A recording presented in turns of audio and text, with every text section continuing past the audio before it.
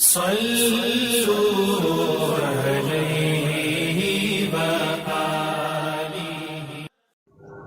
حضرت عائشہ صدیقہ رضی اللہ تعالی عنہا سے روایت ہے کہ نبی کریم صلی اللہ علیہ وآلہ وسلم جب غسل فرماتے تو آپ صلی اللہ علیہ وآلہ وسلم پہلے اپنے ہاتھوں کو دھوتے، پھر اسی طرح وضو کرتے جیسا نماز کے لیے آپ صلی اللہ علیہ وآلہ وسلم وضو کیا کرتے تھے، پھر پانی میں اپنی انگلیاں داخل فرماتے اور ان سے بالوں کی جڑوں میں خلال کرتے، پھر اپنے ہاتھوں سے 3 چلو سر پر ڈالتے، پھر تمام بدن پر پانی بہا لیتے۔